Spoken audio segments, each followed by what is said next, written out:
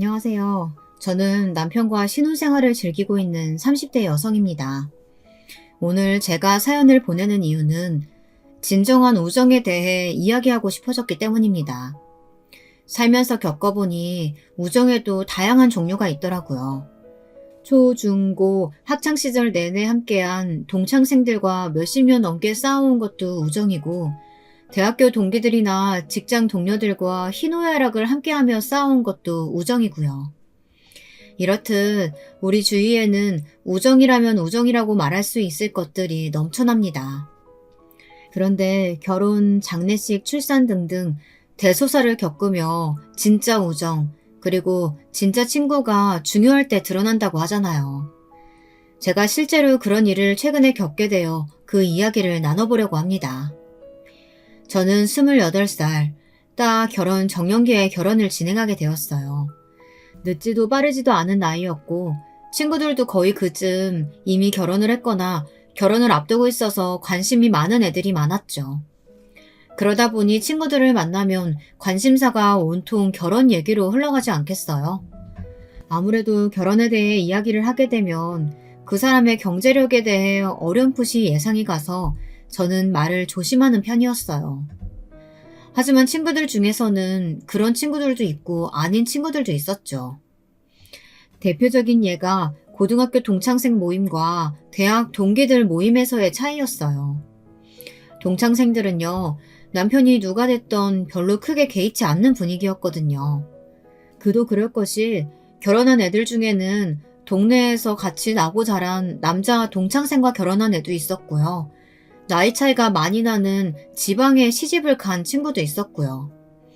아무래도 제가 태어나고 자란 곳이 지방 소도시다 보니 사람 사는 모습이 다 뻔했고 거기에 대해서 왈가왈부할 사람이 없는 건 당연했죠. 말 조심하는 건 당연했고요. 형편이 그만그만 하다 보니 누가 얼마나 잘 산다더라, 누가 얼마나 못 산다더라가 주제가 되기보다는 그저 학창시절 때 즐거웠던 추억 이야기, 그런 친구가 지금은 어디서 뭘 하고 산다더라 하는 근황 소식을 전하는 게 주된 화제거리였습니다. 그렇지만 대학 동기들 모임 분위기는 달랐어요. 왜 대학부터가 다들 점수 맞춰서 가는 곳이라 어느 학교에 가느냐에 따라 비교가 시작되는 곳이잖아요.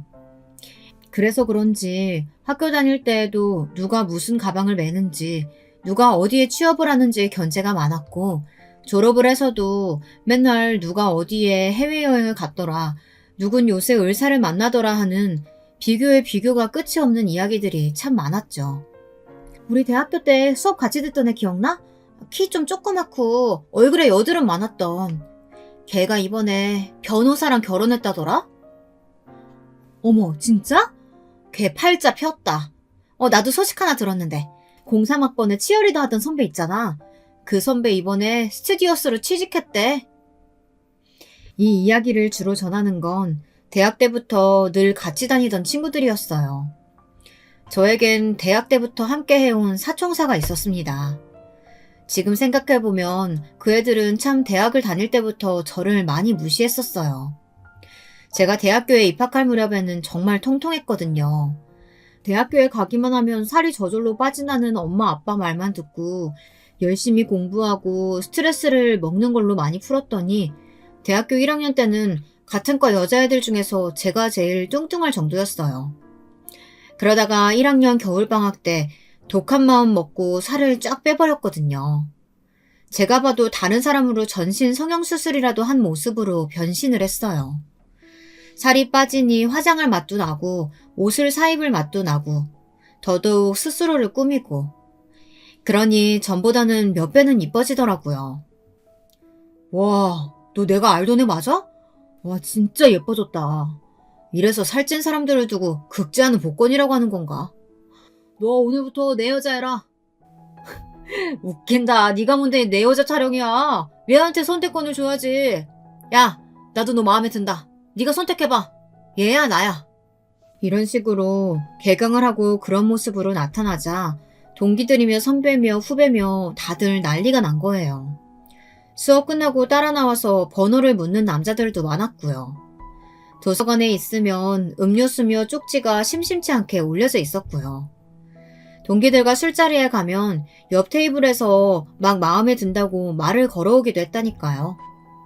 정말 거짓말 안 하고 하루에 많게는 5번, 아니 10번까지도 대시를 받아봤던 것 같아요. 근데 그렇게 되고 보니까 그 사총사 애들이 그렇게 저를 질투하는 것 같더라고요. 은근히 선배들이며 동기, 후배들 앞에서 저를 깎아내리기 바빴어요. 난 진짜 얘가 인기 있는 이유를 모르겠어. 예전에 너무 뚱뚱했어서 그거랑 비교하니까 더 예뻐 보이는 건가? 너 너무 기고만장해지지 마. 그럼 사람들이 다 비웃는다? 사람이 겸손해야지. 이런 식으로 이야기를 하고요. 그런 애들과 왜 지금까지 인연을 이어왔냐고 물으신다면 저는 그때 학교에 친구가 정말 몇 명 없었거든요. 그나마 걔들이 저한테 대놓고 퉁박을 주고 그러긴 해도 같이 다녀주고 하니까 시간표도 같이 짜고 공강 시간도 보내면서 가까이 지낼 수밖에 없더라고요. 그 사총사 중 3명은 졸업과 동시에 일찍이 결혼들을 했어요. 걔들도 학교 다닐 때부터 한미모했거든요. 이건 저도 인정하는 부분이에요. 한 명은 나이는 좀 있지만 자영업을 여러 개 하는 부자 남편을 만나 결혼을 했고, 한 명은 한의사랑 결혼을 했고요. 나머지 한 명은 대학 때부터 사귀던 선배와 졸업도 하기 전에 아기가 생겨 그만 혼인신고부터 하고 살림을 차렸죠. 결혼식은 올리지 못했고요. 여러분께도 하나 물어볼게요. 여자는 부자 남편을 만나면 자기도 부자라고 생각하나요? 사실 남자도 마찬가지일 테지만 제가 보기에는 유난히 여자들이 좀 그런 면이 있는 것 같더라고요. 왜 명품관에서 일하는 직원들도 자기네도 명품인 양 행동하고 그러잖아요. 함께하는 동료가 잘 나가면 자기도 같이 잘 나가는 줄 안다든지, 사귀는 남자가 잘 나가면 자기도 동급이라고 착각한다든지 하는 일이 종종 있는 것 같아요. 왜 이 이야기를 하냐면요. 제 친구들이 딱 그런 애들이었거든요. 한의사 남편을 둔 친구는 자기도 의사인 줄 착각을 하고, 부자인 남편을 둔 친구는 자기가 타고난 부자인 것처럼 행세를 하고요. 하다못해 대학 선배랑 그저 그런 결혼을 한 친구는 그 선배 외삼촌이 어디 정보기관 고위직이라나 뭐라나 그러면서 갑질하며 대우를 받으려는 면이 있더라고요. 가끔 그 대학때 사총사들을 만나 차나 한잔 하려고 하면 의사 남편에게 시집간 그 친구는 막 호들갑을 떨면서 이야기를 해요. 어머, 너 안색이 왜 이렇게 어두워? 어디 소화 잘 안 되는 거 아니야? 이리 손목 내밀어봐. 내가 맥 한번 짚어볼게. 네가 맥도 짚을 줄 알아? 그런 건 네 남편 전문 아니야? 남편이 전문이니까 나도 일가견이 있는 거지. 원래 서당계 3년이면 풍어를 읊는다잖아. 이렇게 의학적인 지식을 뽐내기도 했는데요. 그게 다 오전에 TV에서 하는 건강 프로그램들을 보면 뻔히 나오는 내용들이라 흔히 다 아는 내용들이거든요. 원래부터가 그런 성향이 좀 있는 건 알았지만 결혼들을 하면서부터 그게 좀 지나치다고 생각이 됐어요. 이제는 걔네들과 거리를 두어야겠다 생각을 했습니다. 제가 남편과 본격적인 결혼 준비에 들어가면서 이 친구들이 하는 참견이 선을 넘을 때가 많아 손절까지 고려해야 하는 상황이 되기 시작했어요. 다들 그렇겠지만 결혼 준비가 처음이니 얼마나 모르고 궁금한 게 많아요. 우리나라 결혼식이 준비할 게 워낙 많기도 많아야죠. 그래서 이미 결혼한 친구들에게 이것저것 물을 때가 많았는데요. 고등학교 동창 모임에서 물으면 친구들은 이렇게 말했어요. 이번에 신혼집 구해야 하는데 걱정이다. 요즘 집값이 너무 비싸잖아. 정부에서 지원해주는 신혼부부 대출 알아봤어? 그게 금리가 싸더라고. 어지간하면 그걸로 대출 받아가지고 전셋집으로 구해. 나는 처음에 아무것도 모르고 월세로 구했었는데 나중에 계산해보니까 다달이 나가는 월세가 어찌나 아깝던지. 맞아. 그리고 전세하더라도 빌라 전세는 조심해야 돼. 빌라는 깡통 빌라도 많고 보증금 떼이기도 쉽다더라. 아, 그래도 너는 서울로 대학 가면서 자취해서 우리보다 더 베테랑일 텐데 우리가 너무 아는 척했나? 신혼집 구하면 꼭 알려줘. 집들이 초대하면 선물 사서 놀러 갈게. 고등학교 동창생들은 현실적인 조언들도 해주고 진심 어린 걱정과 따뜻한 말들을 해주는 반면 대학교 동기들은 아주 다른 이야기를 했어요. 야, 집은 무조건 남자가 해오는 거 아니야? 그리고 최소 30평대 브랜드 아파트 정도에서는 시작해야지. 그래야 혼수 채워도 채울 맛이 나지. 안 그래? 그래. 결혼할 때 무조건 시댁에서 받을 거 많이 받아내고 너희 친정 부모님한테도 섭섭지 않게 해달라고 해. 처음부터 그렇게 받아야 나중에도 지원 팍팍 해주시지. 안 그럼 나중에 국물도 없다? 아주 욕심들이 그득그득해서 어떻게든 남편 시댁 그리고 친정에게 돈을 빼먹을 수 있는지 그 알뜰한 요령들을 설명을 잔뜩 해주더라고요. 그뿐만이 아니었어요.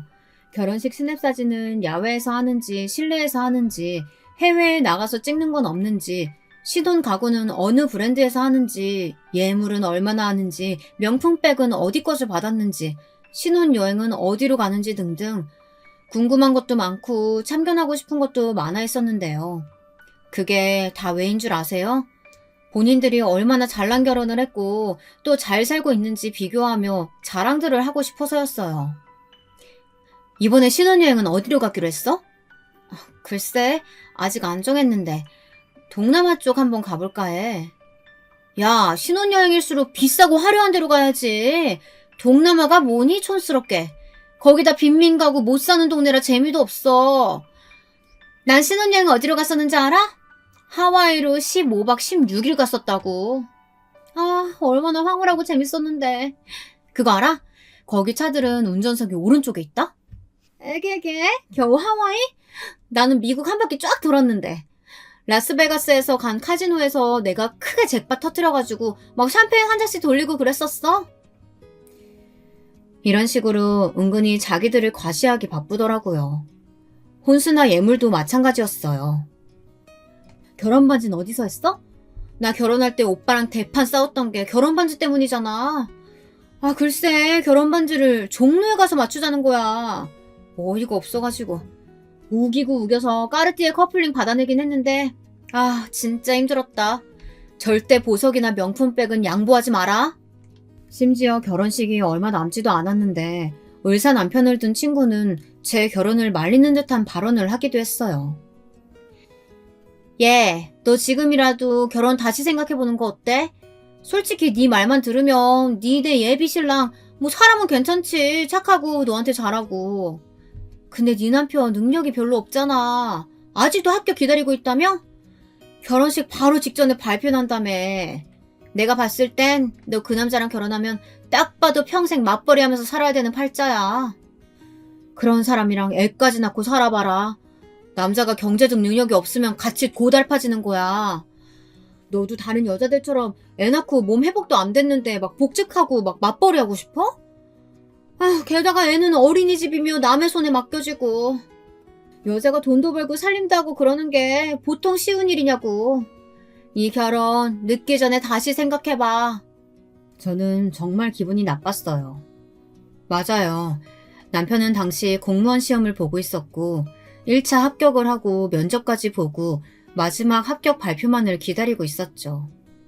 그런데 발표를 하기도 전에 초를 치는 것도 아니고 합격을 한다고 해도 제 결혼 생활이 마치 불행할 것처럼 감나라 배나라 하는 게 너무나 어이가 없었습니다. 그래서 저도 쏘아 붙여줬죠. 야, 아무리 돈이 좋다지만 그래도 난 너처럼 사랑 없는 결혼은 못하겠어. 너, 네 남편 순전히 조건 보고 결혼한 거잖아. 내가 너 대학 때 어떤 스타일 남자친구 만나고 다녔는지 뻔히 아는데 네 남편은 솔직히 나이도 많고 배 나온 데다가 대머리까지. 외모 가지고 말할 건 아니지만 난 그런 결혼은 정말 못하겠다. 너는 너대로 원하는 남편 만나서 잘 살고 나는 나대로 내가 사랑하는 남편 만나서 잘 살면 그만이지. 왜 남의 결혼식에 참견질이야? 기분 나빠서 너네랑은 이제 더 못 만나겠다. 앞으로 연락하지 마. 그렇게 저는 친구들에게 절교를 선언하고 집으로 가버렸어요. 걔네랑 손절하고 나니 결혼 준비도 일사천리로 진행되는 느낌이 들었습니다. 신혼집도 마음에 드는 집으로 잘 구했고 결혼을 앞두고 남편이랑 막 대판 싸우고 그러는 경우도 많다는데 저희는 의견도 잘 맞고 손발도 착착 잘 맞아 큰 문제 없이 결혼식을 준비했습니다. 그리고 대망의 결혼식 날이 밝았습니다. 조금 긴장도 되더라고요. 신부 대기실에 앉아 하객들을 맞이하고 있는데 예상치 못한 인물들의 등장에 제 눈이 휘둥그레졌어요. 글쎄, 초대하고 싶지도 않아 청첩장을 주지도 않았는데 대학 동기들이 결혼식에 참석한 거예요. 야, 넌 아무리 삐졌어도 그렇지 이제 우리 안 볼 거야? 청첩장도 안 주고 섭섭하다. 그래도 우리가 이렇게 축하하러 왔어. 고맙지? 그래, 너도 우리 결혼식에 와주고 축의금도 내고 했는데 찝찝해서라도 그건 갚아야지. 나중에 뒷말 나오면 좀 그렇잖아. 아무튼 나도 축하해. 축하인지 비꼬는 말인지 아무튼 축하 인사를 건네는 애들 앞에서 의사 남편을 둔 친구는 셀쭉하게 서 있기만 하더라고요. 입을 막 삐죽거리면서 저럴 거면 초대도 안 한 남의 결혼식에 참석은 왜 했는지 저도 쳐다보기 싫어 눈길도 주지 않았습니다. 결혼식을 마치고 남편과 함께 필요한 장을 돌아다니며 하객분들에게 인사를 하고 있을 때였어요. 걔네도 한 테이블에 둘러앉아 밥을 먹고 있더라고요. 한 명 한 명 감사하다는 인사를 하고 다니는데 걔네만 쏙 빼놓는 것도 좀 그렇고 그래도 어찌됐든 그렇게 싸우고 헤어지고 초대도 안 했는데 기왕 여기까지 시간 내서 와준 게 기특하기도 하고 그래서 거기에도 남편과 인사를 하러 갔죠. 와줘서 고마워. 덕분에 결혼식 잘 마쳤어. 여기 이분들은 누구셔? 처음 뵙는 것 같은데. 내 대학 동기들이야. 인사해. 얘들아, 여기 내 남편. 안녕하세요. 말씀 많이 들었어요. 축하드려요. 앞으로 행복할 일만 남았네요. 어색하게나마 남편도 소개시켜주고 인사를 나누고 있었는데 갑자기 의사 남편을 둔 친구가 입을 열고 순간 저는 차갑게 얼어붙고 말았어요. 어머, 안녕하세요. 말씀 많이 들었어요. 결혼 전에 공무원 시험 준비 중이시라고 들었는데 합격은 하신 거죠? 네? 네. 합격했습니다. 축하해 주셔서 감사합니다. 어머나, 격경사네요. 취직에 결혼까지. 근데 듣기로 구급 공무원이라던데 맞아요? 그것도 요새 고시라고 그렇게 오래 준비하나 봐요. 고생 많으셨어요. 그나저나 구급 공무원이면 말단 중에 말단 공무원인 거죠? 공무원 월급이 참 박봉이라고 들었는데 뭐 한 달에 한 200은 받는 거겠죠? 남편은 그 얘기를 듣자마자 얼굴이 빨개졌고요. 걔가 얼마나 작정하고 크게 말했는지 순간 필요 현장이 싸하게 조용해지는 느낌까지 받았다니까요. 저는 황급히 상황을 수습하려고 했어요. 예, 너는 무슨 결혼식에서 그런 얘기를 해. 처음에는 그런 거 묻는 건 실례지. 너네 술 한 잔씩들 했어? 취했나봐. 어머, 자기야, 저기 우리 회사 사장님도 오셨다. 저기로 인사하러 가야겠다. 그럼 맛있게들 먹고 가. 내가 신혼여행 다녀와서 연락할게.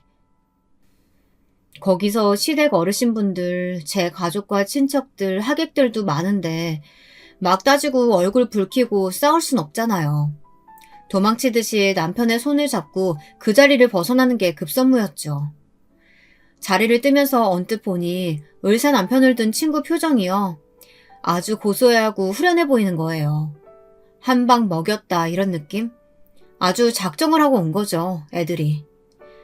걔네 때문에 저는 신혼 첫날 밤부터 남편에게 아주 굽신굽신 사과를 해야 했어요. 자기야, 미안해. 쟤네가 원래 학교 다닐 때부터 날 질투하고 그러긴 했었어. 그래서 멀리 하려고 했고 결혼식에 초대도 안 했었어. 근데 어떻게 알고 여기까지 와서 나한테 안갚음을 하네. 자기한테까지 피해가게 해서 정말 미안해. 안 그래도 내가 열받아서 진짜 걔네 뭐야? 진짜 말을 해도 너무 막말들을 하더라. 당연하지. 걔네는 다신 상종도 하지 마. 진짜 생긴 것부터가 기분 나쁘더라. 그렇게 할게. 미안해. 다행히 남편은 처음 있는 일이기도 하고 그 친구들과 앞으로 안 만난다고 하니 넘어간다곤 했지만 문제는 시댁 어른들이었어요. 결혼식장에서 제 친구들이 남편을 무시하는 발언을 한 걸 시댁에서 아시고는 정말 노발대발 하셨습니다. 대체 너는 인맥 관리를 평소에 어떻게 하길래 그런 상스러운 것들이 친구라고 와가지고 식장에 와서 입을 놀리게 하니? 난 살다 그런 천박한 말은 처음 들어봤다. 우리 집안이 그런 말 들을 집안도 아니고 우리 애가 그런 말 들을 짓 한 것도 하나도 없다. 성실하고 착실하게 공부해서 자기가 하고 싶은 꿈 비로소 이루게 됐는데 뭐? 월 200밖에 못 버는 못난이 취급을 해? 그것도 새 출발하는 남의 부부 결혼식장에 와서? 내 친구들이 몇 친척 어르신들 다 불쾌하고 화난다고 한마디씩 보태는데 나 또한 얼굴 화끈거려서 죽는 줄 알았다. 나 역시 너희 시어머니랑 같은 입장이야. 너도 나중에 자식 낳아보면 알 게다. 내 자식이 어디 남의 입방아에 함부로 오르내리는 걸 부모가 듣게 되면 얼마나 속이 상하는 줄 아니? 내 보기에 그 친구들 관상도 그렇고 옷차림이며 행동거지가 영 어울리면 못쓸 친구들인 것 같더구나. 절대 가까이 하지 마라. 그렇게 저는 결혼하자마자 시어머님 시아버지에게 눈물이 쏙 빠지도록 흠씬 혼인하고 말았어요. 그런데 여러분, 그 일이 거기에서 끝났다면 제가 이렇게 사연을 보내지도 않았겠죠.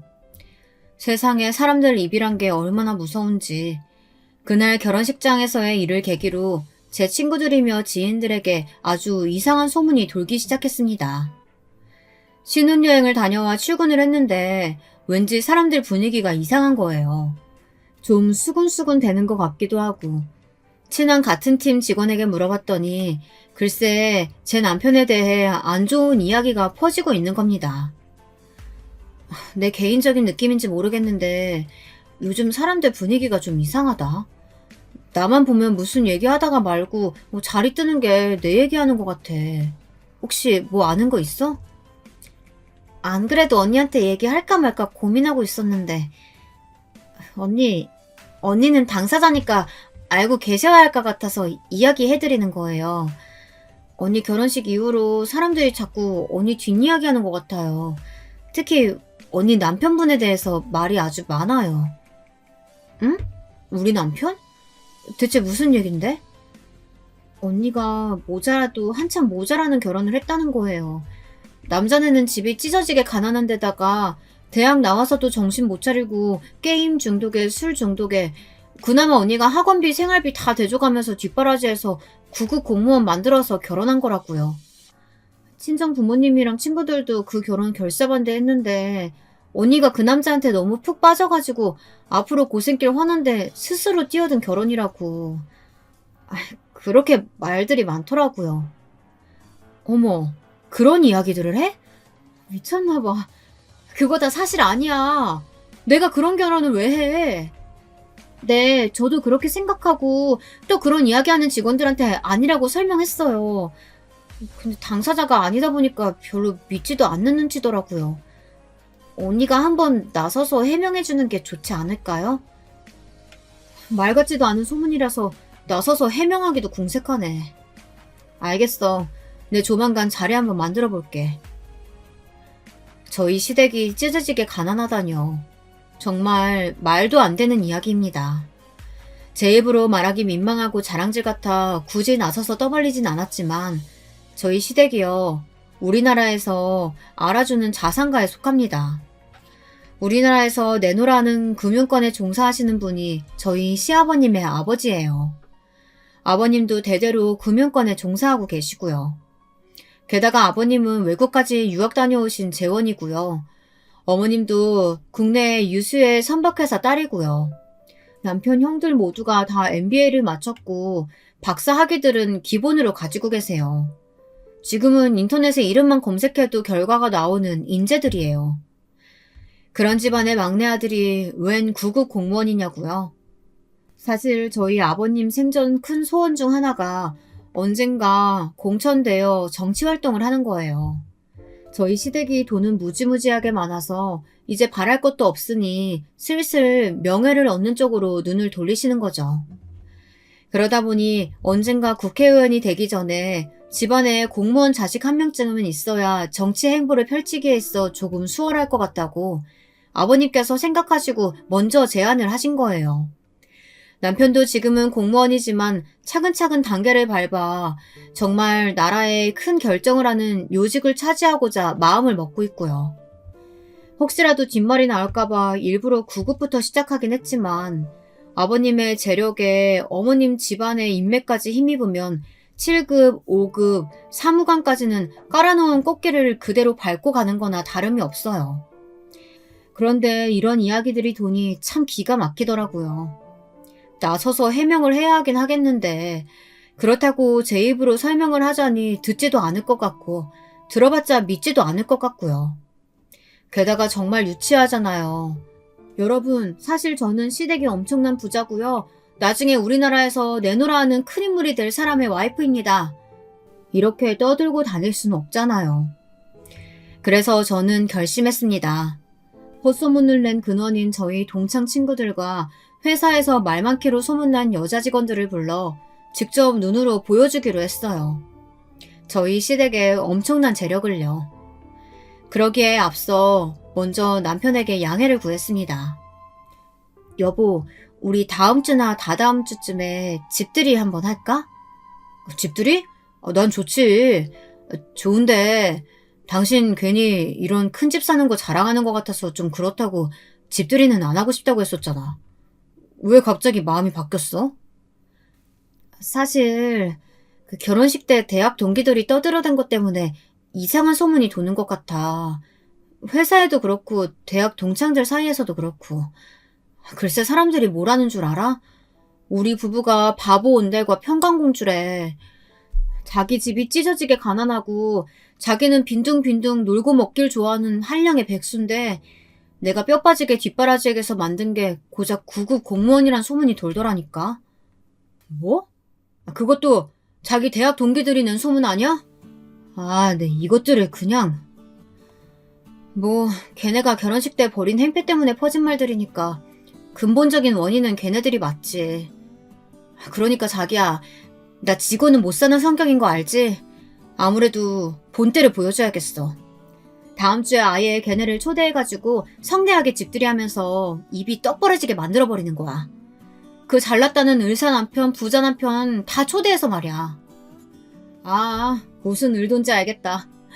그러니까 나 9급 공무원이라고 무시하고 자기 깔보던 친구들한테 한번 크게 매운맛 보여주고 싶다는 거지? 마지막으로 한 번만 그렇게 하면 안 될까? 근데 그것들 다시는 헛소리 퍼뜨리고 다니지 못하게 코를 납작하게 만들어줄게. 그리고 다시는 상정도 안 할게. 부탁이야, 여보. 그래, 여자들의 기싸움이란. 나도 왠지 흥미진진해지는데? 당신이 원하는 대로 준비하고 친구들한테도 보여줘봐. 난 무조건 당신 편만 들고 당신이 하라는 대로 장단 맞춰줄게. 왠지 남편도 신나하는 것 같더라고요. 제가 말했죠. 역시 남편과 저는 죽이 참 잘 맞는다니까요. 그렇게 저는 대학 동기 사총사에게 연락을 돌리기 시작했어요. 먼저 제일 우두머리급인 애가 움직여야 나머지 애들도 따라올 것 같아서 그 친구에게 전화를 걸었어요. 오랜만이야. 다음 주 토요일에 시간 돼? 내가 너네한테 그렇게 화내고 돌아선 게 너무 미안하기도 하고 그 와중에 결혼식까지 와준 게 고맙기도 하고 그래서 자리 한번 마련하려고 하는데. 네가 웬일이야? 평생 절대 다시는 안 볼 것처럼 하더니? 에이, 내가 미안해. 그래도 대학 때 너네가 나 진짜 많이 챙겨줬잖아. 결혼하고 보니까 그래도 너네밖에 없다 싶어. 그때 남편이랑도 같이 와. 우리 남편이 우리 사총사 남편들 중 제일 어린 거 알지? 형님으로 모시겠대. 다들 친해지면 부부 동반으로 가끔 모이고 하면 좋잖아. 그래? 형님으로? 알았어. 한번 생각해볼게. 저렇게 이야기하는 건 거의 반쯤 넘어왔다는 소리거든요. 다른 친구들에게도 신속히 연락을 돌렸죠. 약간의 이간질은 덤으로 하고요. 너네 혹시 내 결혼식 때 화장실에서 너네끼리 싸웠어? 무슨 소리야? 아니, 내 회사 후배가 화장실에 있다 들었는데 뭐가 마음에 안 드는지 애들이 네 욕을 정말 살벌하게 하더래. 결혼식도 못 올리고 사는 애라 이런 데 오면 좀 표정이 구리다던지 얘는 좀 떼놓고 오지 이런 날도 데리고 와서 구질구질해서 못 다니겠다던지. 딱 보니까 너 얘기하는 것 같은데 이렇게까지 얘기하는 거 보면 너네가 크게 싸워서 그런 거 아닌가 걱정돼가지고. 뭐? 그거 내 얘기하는 거 맞는 것 같은데? 그러고 보니까 걔네끼리 화장실 간다고 다녀오긴 했어. 난 주차장에서 차에 시동 걸고 있었고. 진짜 이것들을 그냥. 에이, 화내지 마. 원래 뒤에서는 나라님도 욕한다잖아. 너네끼리 내 욕도 많이 하잖아. 다 그런 거지 뭐. 안 그래도 다음 주에 우리 집 집들이 하려고 하거든. 그때 걔들도 온다고 하는데 너도 올래? 다 같이 오해도 풀고 재밌는 시간 보내자. 다른 친구에게도 마찬가지로 연락을 돌렸어요. 다음 주에 우리 집 집들이 할게. 놀러와. 니네 집이 어딘데? 한남동에 새로 생긴 펜트하우스 알지? 거기 맨 꼭대기층으로 오면 돼. 뭐? 거기가 너네 집이야? 말도 안 돼. 거기 90억이 넘는 데인데? 거기가 너네 신혼집이라고? 그렇게 됐어. 집 구경도 할 겸 남편도 데리고 와. 다른 애들도 온다고 했어. 은근슬쩍 저희 집 주소를 흘리고 했더니 다들 빼지도 않고 온다고들 하더라고요. 그렇게 저는 대학 동창 사총사를 집들이에 초대했습니다. 걔네 남편들도 같이요. 초장부터 기선제압을 싹 해야겠죠. 저는 드라마에 우아한 사모님이 입을 법한 롱 드레스를 홈웨어를 입고 친구들을 맞이했어요. 아침부터 얼마나 바빴다고요.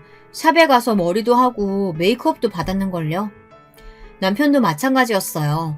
샵에 가서 간단한 피부관리와 머리 손질을 받았고 꾸민 듯 안 꾸민 듯 적당히 편안하면서도 값비싼 명품 옷을 골라 입었죠. 남자들의 자존심은 시계라면서요. 친구 남편들이 오면 악수를 하면서 자연스럽게 시계가 드러나게 될 텐데 그에 대비해서 우리나라에 딱 한 개만 들어왔다는 수억짜리 시계를 차기도 했어요. 드디어 초인종이 울리고 친구들이 하나 둘씩 들어오기 시작했어요. 다들 나름 어깨에 힘을 줬더라고요. 친구의 을사 남편은 몇 가닥 남지도 않은 머리를 한 올 한 올 정성스럽게 빗고 오기도 했어요. 차례로 고급 와인이며 과일 바구니를 선물로 가져와 내밀더라고요.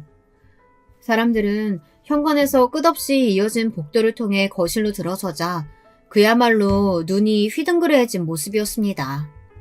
집이 크고 호화스러워도 정드 것이어야죠. 마음대로 구경을 하게 내버려두고 저는 일하는 아주머니를 불러 가져온 선물들을 줘버렸어요. 아줌마, 여기 와인이랑 과일들 이따가 퇴근할 때 가져가시게 차에 실어두세요. 저희는 이런 거 안 먹는 거 아시죠? 가셔서 친구분들한테 선물하시거나 뭐 아주머니 입맛에 맞으시면 아주머니께서 드시던가요. 아유, 이 귀한 걸. 매번 감사합니다, 사모님. 잘 먹을게요. 친구들은 벙찐 표정이었어요. 애써 장만해온 선물을 면전에서 일하는 아주머니에게 줘버리다니 기분이 나쁘기도 했겠죠. 뭐 어떤가요? 일부러 무시하려고 대놓고 한 행동이었는걸요. 분위기를 바꿔보고 싶었는지 다른 친구의 남편이 말문을 열었어요. 저희와 학교를 같이 다녔던 선배였죠.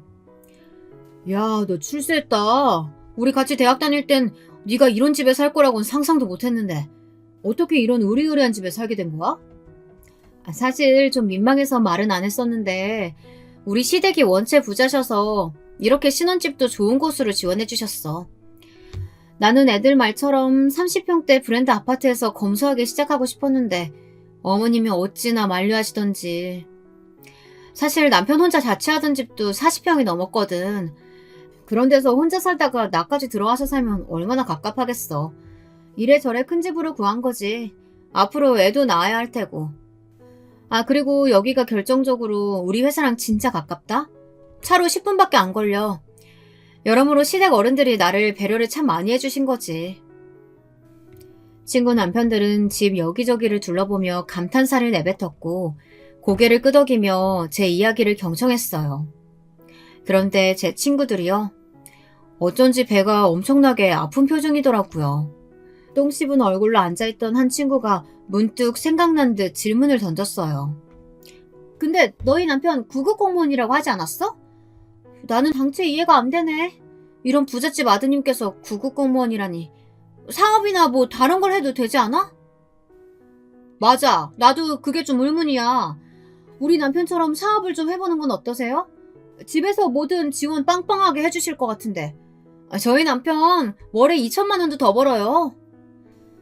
얘들이 또 아무것도 모르고 섭섭한 소리들 하네.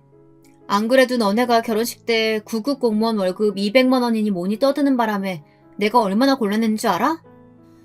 시부모님께 그런 천박한 말 하는 친구들이랑 어울리지 말라고 처음으로 크게 혼나기도 했다. 야, 사실 우리 남편 나중에 정치할 거야. 그래서 9급 공무원부터 시작하는 거고. 그 전에 아버님도 공청 받으려고 준비 중이셔. 선거운동 하러 다니실 때 옆에서 공무원 아들이 든든하게 지원 사격 해드리면 좋을 것 같아서. 그래서 이이가 선택한 직업이 공무원인 거야. 어머, 얘 좀 봐. 정치는 아무나 하니? 정치인이래. 야, 요즘 들은 말 중에 제일 웃기다. 아니, 남편분이 말해보세요. 진심이세요? 친구는 제 이야기를 듣더니 막 비웃으면서 남편에게 화살을 돌리더라고요. 제 남편은 정색을 하고 이야기했습니다. 제가 못할 것 같으세요? 그럼 몇 년 지켜보시죠. 저는 자신 있거든요. 이 사람이 그렇게 될 수 있도록 내조도 잘해줄 거라고 믿어요. 자자, 재미없는 얘기 그만하시고 식사들부터 하시죠. 아주머니, 준비 다 됐죠? 남편의 리드에 따라 저희는 식사 테이블로 자리를 옮겼어요. 오늘 요리는 코스로 준비했어. 차려놓고 먹는 것보다는 바로바로 아주머니들이 속도 맞춰서 준비해 주실 거야. 맛있는 거 많이 준비했으니까 시간 넉넉히 잡고 즐겨보자고. 우리 샴페인도 한 잔씩 할까? 저희 아주머니들이 가져다 주신 샴페인을 보고 친구들이며 남편들은 입이 떡 벌어지더라고요. 한 병에 100만 원을 호가하는 비싼 술이었거든요. 그렇게 술잔을 한 잔, 두 잔 기울이다 보니 다들 술이 제법들 취했더라고요. 저도 좀 취기가 올라왔고요. 그런데 웃긴 게 뭐였는지 아세요? 제 부자 남편에 대해 알기 전에는 그렇게 저를 무시하고 깎아내리던 애들이 이 집에 초대를 하고 기가 팍 꺾이자마자 이제는 다른 친구를 표적으로 삼아 막 무시하고 그러는 거예요. 아, 대낮부터 샴페인 마셨더니 좀 취하네. 야, 너 거실 가서 내 가방 좀 가져와봐. 화장 좀 고쳐야겠다. 너는 손이 없어 발이 없어? 네 가방 네가 가지고 와. 왜 뜬금없이 나를 시켜? 뭐? 가져오라면 가져올 것이지 무슨 말이 많아. 아, 내 가방 가져오는 김에 네 가방도 가져와서 좀 거울 좀 봐. 너 이빨에 못 꼈어. 이게 보자 하니까 사사건건 나 무시하네. 야, 너네가 평소에 나 무시하는 거 내가 모를 줄 알아? 안 그래도 내가 오늘 따지려는 것도 있어. 너네 얘 결혼식 날 화장실에서 내 욕했다며? 내가 식도 못 올리고 애 데리고 다니면서 구질구질하게 하고 다닌다고 내 뒷담화 깠다며? 니네가 그러고도 친구냐? 막 그러면서 자기네들끼리 싸우기 시작하는 겁니다. 급기야 친구들의 싸움은 남편들의 싸움으로까지 번지기 시작했어요. 뭐? 얘 말이 사실이야? 너네 정말 그렇게 이야기했어? 틀린 말도 아니잖아. 오빠가 얘 졸업도 하기 전에 임신시켜서 얼마나 고생 많이 시켰어. 아, 쟤도 이런 집에 시집 왔으면 고생 하나 모르고 살았으래요. 근데 지금 봐봐요. 애 키우고 살림하고 돈까지 버느라고 지금 우리 중에 제일 늙고 아줌마잖아. 이게 다 오빠 때문인데 어디서 큰 소리야. 뭐라고? 인연들이 말이면 단 줄 아나. 아, 이보세요. 인연이라니. 그래도 남의 와이프한테 인연 전연 하는 건 좀 말들이 심한 거 아니에요? 그렇게 식사 자리는 막 싸움이 나서 아수라장이 되어가고 있었는데 일하시는 아주머니가 혼비백산을 하셔서 호들갑을 떨며 와서 저에게 말을 하기 시작했습니다. 사모님, 드레스룸에 있던 목걸이가 없어진 것 같아요. 아까 깨끗이 닦아달라고 하셔서 닦으려고 갔는데 아무리 찾아도 없어요. 분명 1시간 전에 저한테 이야기하실 때까지만 해도 그땐 있었는데. 네? 아, 그 다이아 목걸이 말이에요? 어머나, 큰일이네. 그게 얼마짜린데. 제가 이런 말 드려도 되는지 모르겠지만 저 친구분이 좀 수상한데 혹시 가방 좀 잠시 확인해도 될까요? 아주머니가 난데없이 지목한 친구는 의사 남편을 둔 친구였습니다. 그 친구는 얼굴이 순식간에 빨개지면서 발끈해서 소리를 빽 질렀어요. 어머, 이 아줌마 미친 거 아니야? 지금 내가 그 목걸이 훔쳤다는 거예요? 나 아니에요. 정말 기분 나빠서 더는 못 있겠네. 야, 너 돈 좀 있는 남편 만났다고 이렇게 돌변해서 사람 무시하는 거 아니야. 네 자랑질 지금까지 참고 들어주느라 힘들었는데 이런 도둑 취급까지 하다니 더는 못 참겠다. 여보, 가요. 나 집에 갈게. 막 화를 내며 자리에서 일어나려는 친구를 아주머니가 막아 세웠습니다. 그리고 친구의 가방을 낚아채서 탈탈 털어버리는 거예요. 그런데 그 순간 짤그랑 소리를 내면서 대리석 바닥에 떨어진 건 다름 아닌 제 목걸이였습니다. 어머, 이거 내 목걸이잖아. 어머, 이게 왜 여기 들어가 있지? 나 아니야. 내가 훔친 거 아니야. 사실 그 친구는 대학 때부터 안 좋은 손버릇이 있다는 걸 저는 알고 있었어요. 없이 살았던 것도 아닌데 은근히 어딜 가나 뭘 훔치기를 좋아하더라고요. 그게 약간 스트레스를 해소하는 하나의 방법 같기도 했어요. 워낙 무력이 많기도 많은 애고요. 그런 애라는 걸 미리부터 알고 있어서 제가 일부러 화장실에 그 친구의 눈에 잘 보이는 데다가 그 목걸이를 놓아둔 거예요. 손을 씻으러 갔다가 그 목걸이를 받겠고 훔치지 않고서는 참을 수가 없었겠죠. 그러고서는 이렇게 친구들이며 남편 앞에서 개망신을 당하게 된 거예요. 아니 남편분, 병원이 잘 안 되시나 봐요? 저는 제 결혼식에서 제 공무원 월급 가지고 그렇게 무시하시길래 남편분이 원체 돈을 잘 버시는 줄 알았는데 이렇게 친구 집에 와서 뭘 훔치기까지 하는 거 보면 얼마나 궁핍한 생활 하시는 거예요? 그치만 이건 범죄예요. 이 목걸이 얼마짜린 줄 아세요? 1억이 넘는 건데. 경찰에 신고해야겠어요. 그거 말고도 또 훔쳐서 옷 속에 집어넣으셨으면 저희가 수색해볼 수도 없고. 당장 경찰 부를게요. 경찰을 부른다는 말에 그 친구는 사색이 돼서 막 빌기 시작하더라고요. 제가 큰 실수했어요. 정말 죄송해요. 술이 좀 많이 취했었나 봐요.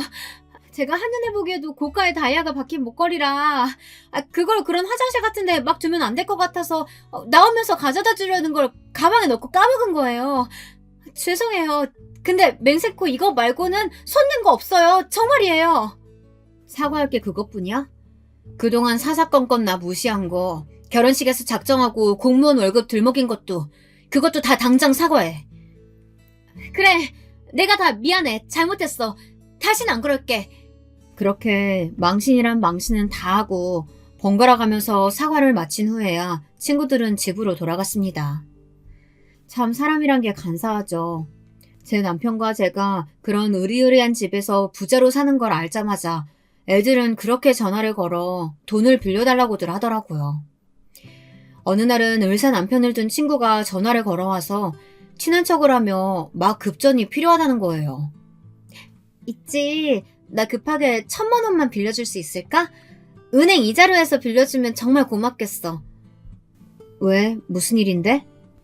사우나 갔다가 나도 모르게 다른 사람 가방에 손을 또 대버렸거든. 근데 그게 일이 커져서 그쪽에서 나를 고소한다고 난리도 아니야.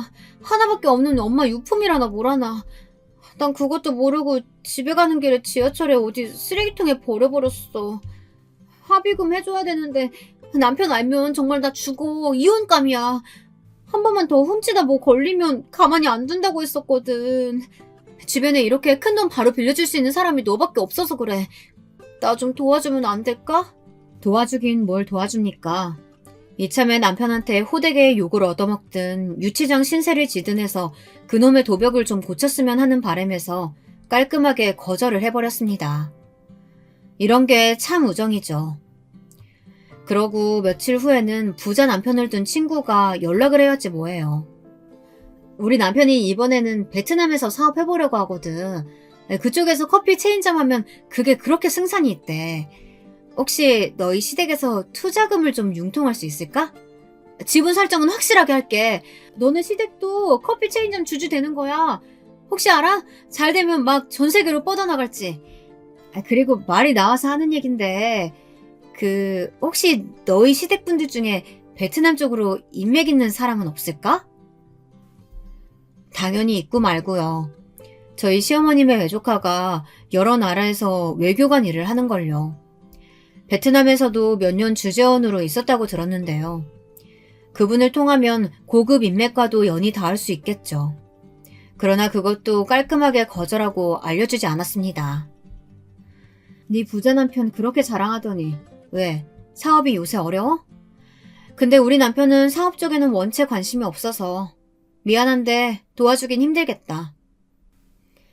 마지막 남은 친구도 몇 번 연락이 오긴 했어요. 야, 네가 보기에도 내가 아줌마 같아? 우리 중에 제일 늙었어? 아, 피부과 가서 주름이나 쫙 한번 펴볼까? 너 다니는 데 있어?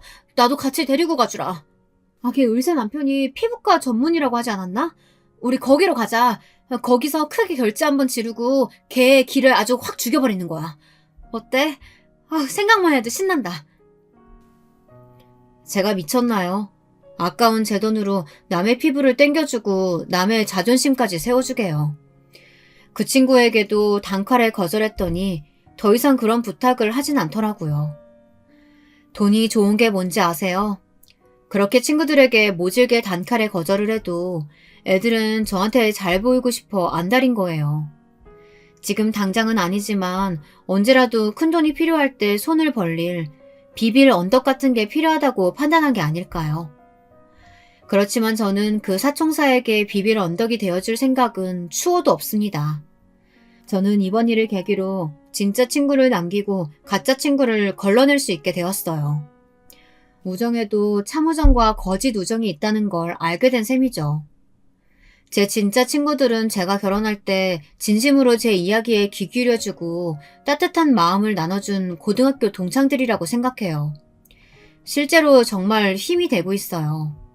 살면서 회사 일이 힘들 때, 남편과 다퉜을 때, 자식이 속을 상하게 할 때, 희노애락을 나누며 같이 울고 웃어줄 친구들임이 분명하니까요.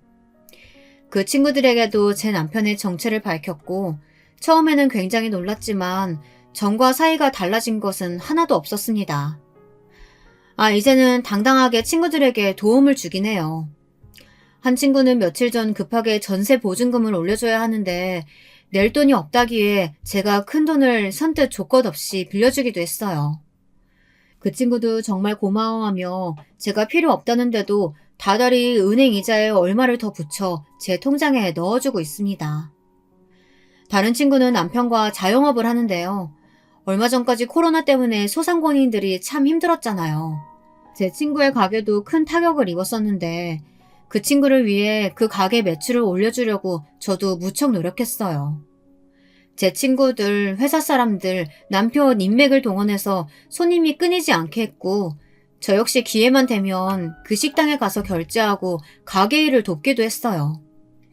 덕분에 어려운 와중에도 장사할 맛이 난다며 아직도 친구 부부는 저희에게 참 고마워하고 있습니다. 앞으로 남은 인생도 저의 진짜 친구들과 찐한 우정을 나누며 함께 늙어가고 싶습니다. 여러분들께서도 그런 친구들이 있으시겠죠? 지금이라도 늦지 않았습니다. 나쁜 친구들은 하루빨리 손절하시고 진짜 내 사람만을 곁에 두시는 것을 적극 추천합니다. 지금까지 제 이야기 들어주셔서 정말 감사해요. 평소에 종종 보고 듣는 것만 즐겼지 이렇게 저의 사연을 직접 써서 보내는 건 처음이라 많이 떨리네요. 안녕하세요. 저는 30대 중반의 평범한 여성입니다. 여태껏 별다른 특이점 없이 무난하고 잔잔하게 살아왔던 저에게 먼 나라의 이야기인 것만 같았던 일이 생길 줄은 꿈에도 몰랐는데요. 제 남은 인생을 바꿔놓은 일대의 사건이 있어서 부족한 글솜씨이지만 사연으로 한번 남겨보려고 합니다. 저는 2년 전에 결혼을 했습니다. 그리고 1년 후 이혼도 했습니다. 네, 정확히 그 길고도 짧은 1년의 시간은 제 삶을 지옥과 천국을 몇 번이나 오가게 만들었네요. 연애부터 결혼까지 그다지 특별한 러브스토리 같은 건 없었어요. 일반적인 사랑을 하고 일반적인 결혼 정년기에 맞춰 일반적인 식을 올린 게 전부였거든요. 그래도 첫 만남에 대해 이야기하자면 전 남편은 직장인 배드민턴 동호회에서 만났던 사람이었어요. 태생적으로 운동과 먼 제가 다닌 건 아니고 친한 직장 동료가 활동하던 곳인데 오가며 두어 번 구경했던 게 전부예요. 동료 언니는 워낙 활발하고 활동적이어서 그런 동아리나 동호회가 많았거든요.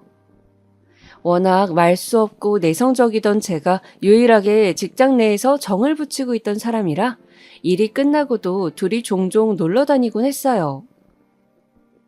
전 남편을 처음 만나게 된 그날은 휴일이라 언니가 동호회에 간 날이었어요. 상사 스트레스로 언니를 만나 수다를 떨고 싶었던 저는 언니가 직접 있는 동호회까지 찾아가기로 한 거였죠. 운동이 끝날 때에 맞춰 가서 기다리고 있는데 언니가 어떤 키 큰 남자와 같이 나오더라고요. 구청에서 일하는 공무원인데 운동하면서 친해진 동생이라 하더라고요.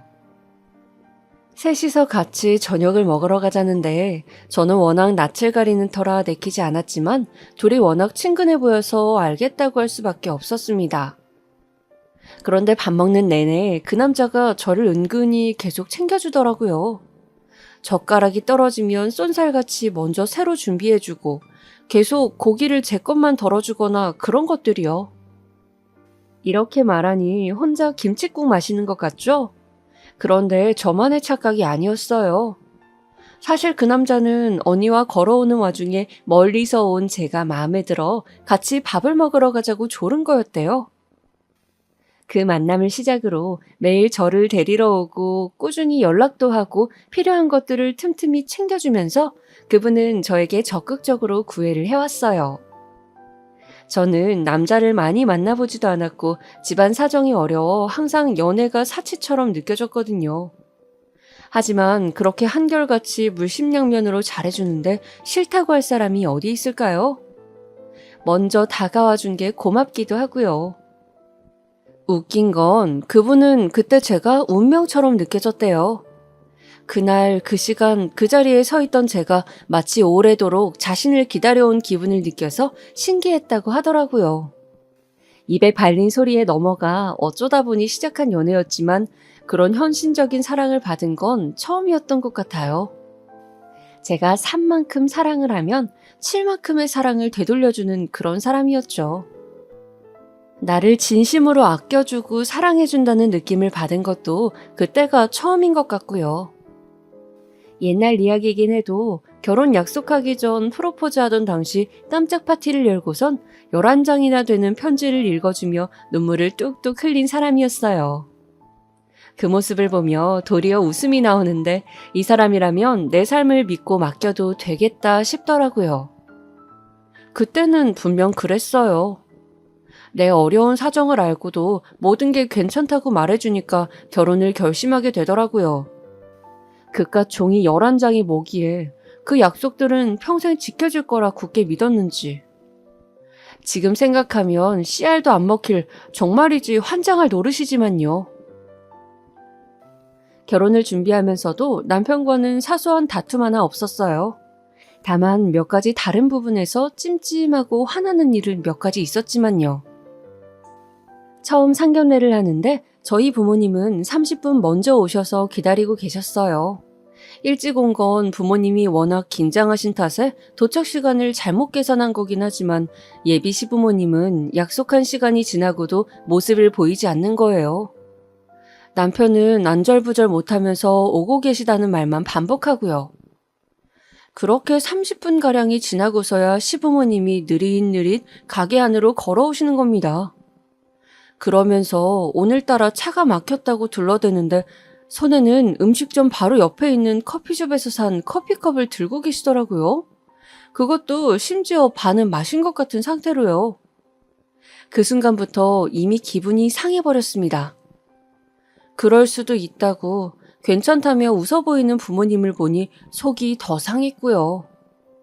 그때 당장 결혼을 물렀어야 했는데 말이죠. 사람은 되돌릴 수 없는 걸 알면서도 매번 후회를 하네요. 식사를 하면서는 분위기도 나쁘지 않게 흘러갔어요. 여느 상견례 자리처럼 적당히 격식 있고 적당히 친근했고요.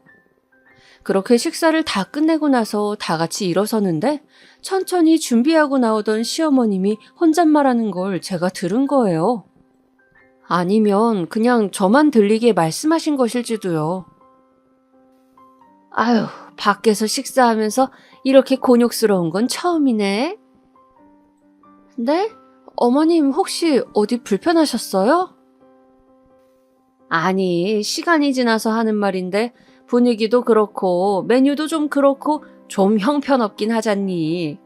아무리 사정이 어렵다고 해도 그렇지 이건 좀 그렇네. 장소 고르는 센스 좀 키워야겠다 너. 시어머님 말씀을 듣고 나니 한순간 멍해지더라고요.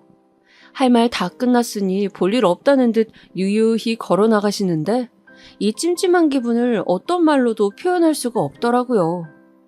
정신없이 밖으로 나오면서도 속으로 계속 스스로에게 되물었던 것 같아요. 뭐가 저렇게 마음에 안 드신 걸까? 만약 나를 마음에 안 들어 하셔서 그런 거면 어떡하지? 우리 집 형편이 어려운 게 못마땅하신 건가? 앞으로 얼마나 자주 마주치며 살아야 할까? 내가 어머님과 평생을 함께 오순도순 지낼 수 있을까?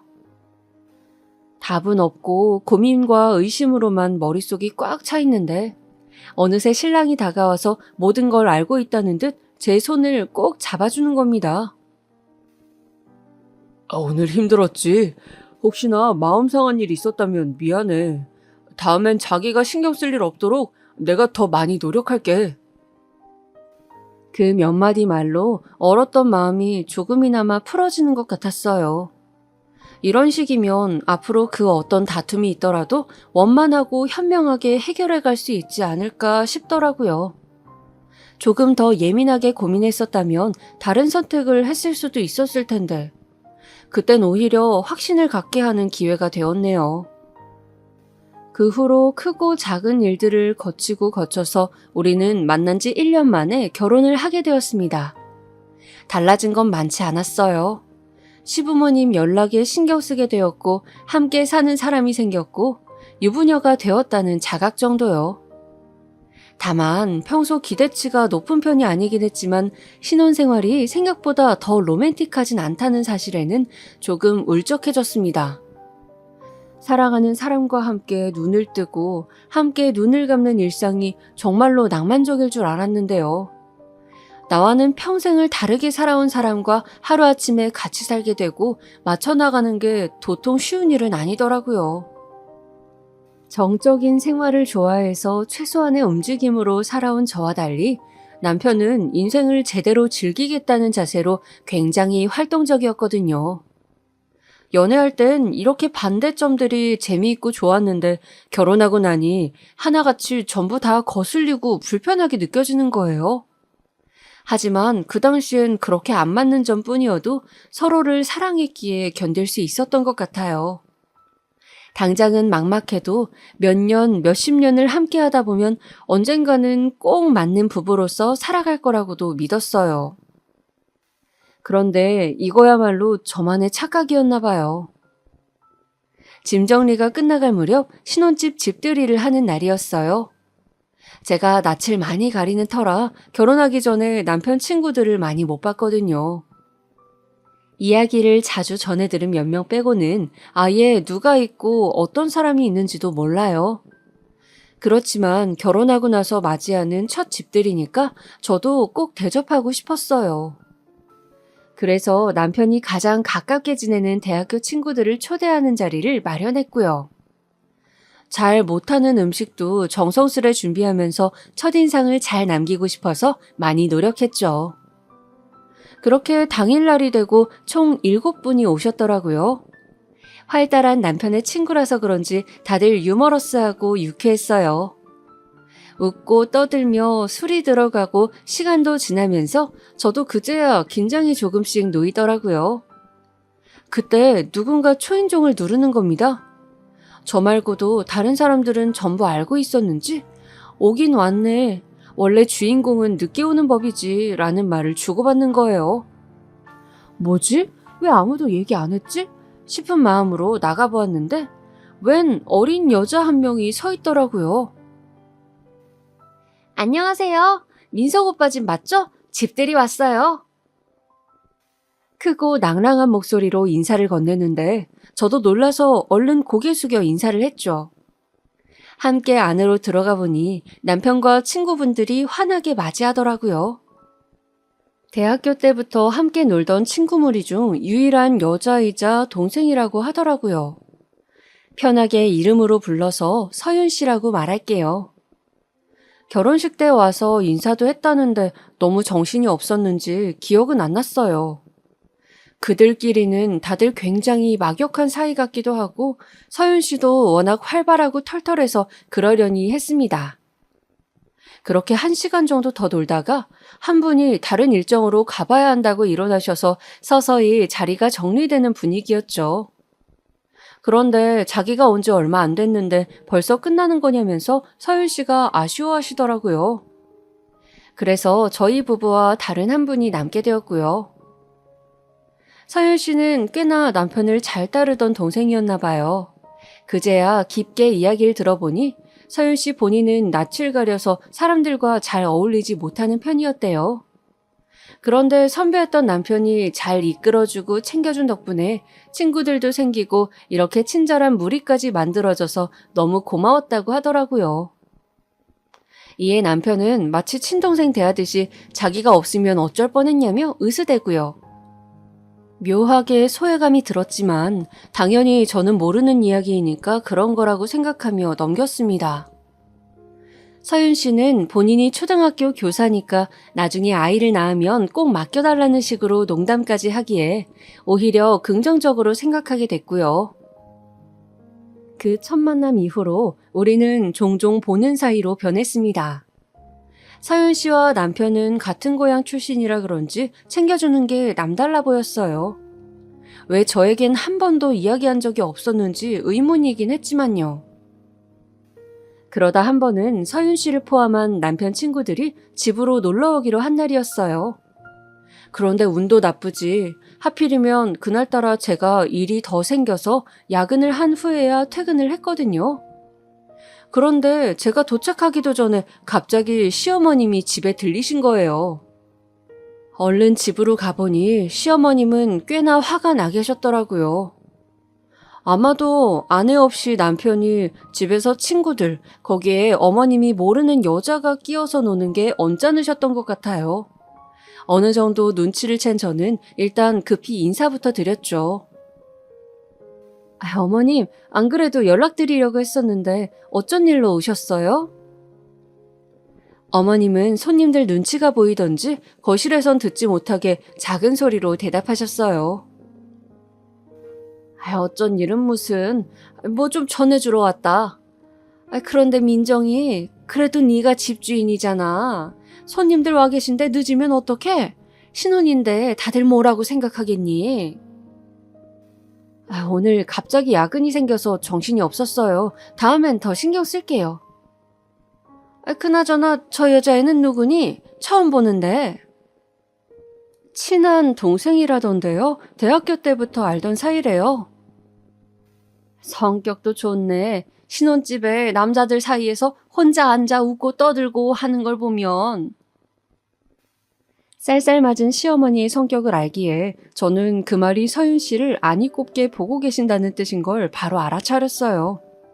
이내 어머님은 선물로 들어왔다는 홍삼을 전해주시고선 다시 돌아가시려고 했습니다. 그러자 서윤 씨가 부엌으로 살짝 오더니 어머님께 밝게 인사를 하더라고요. 안녕하세요, 어머님. 저 민석 오빠 대학교 후배예요. 인사가 늦었습니다. 아유, 그래요? 뭐 안 해도 그만인 인사인데 늦을 것까지야. 어머님도 같이 이야기 나누다가 가시는 건 어떠세요? 다들 분명 좋아할 텐데. 됐어요. 마음에도 없는 소리를 못하러. 그럼 놀다가 가요. 어머님은 뭐가 또 그리 마음에 안 드셨는지 민망한 듯 미소를 보이는 서윤 씨를 두고 호련히 밖으로 나가버리셨던 기억이 나네요. 그러고 나서도 서윤 씨는 종종 친구들과 함께 저희 집에 놀러 오곤 했습니다. 우리 사이는 어디까지나 아는 사람 그 정도였지 좀처럼 가까워지지 않았어요. 처음엔 그저 성향이 안 맞나 싶었어요.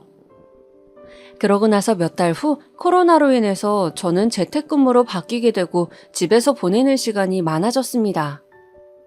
지나가는 식으로 남편에게 월급이 줄어들까봐 걱정이다. 차라리 나가는 게 낫겠다라며 대수롭지 않게 이 이야기를 했더니 안 그래도 적은 월급인데 줄어들 게 있냐고 묻더라고요.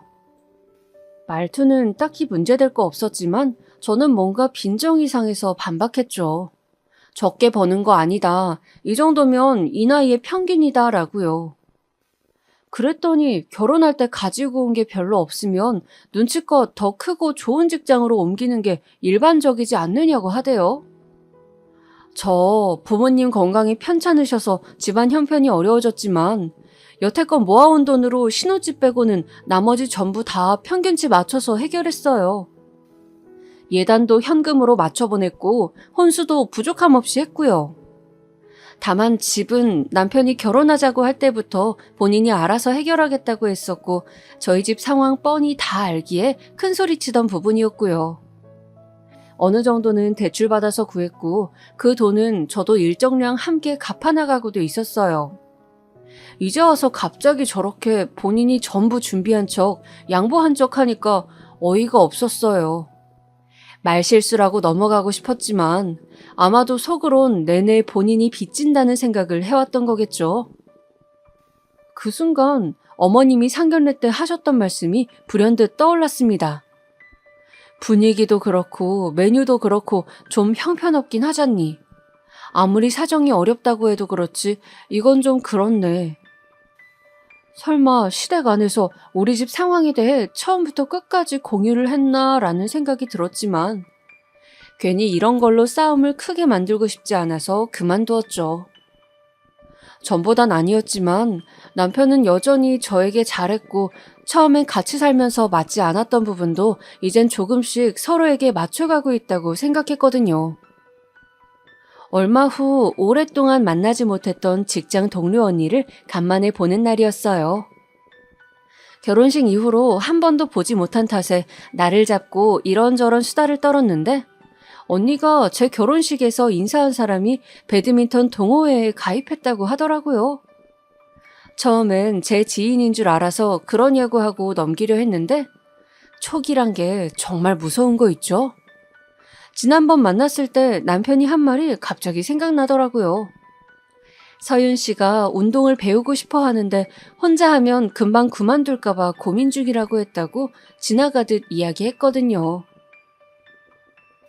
혹시 이름이 서윤이야?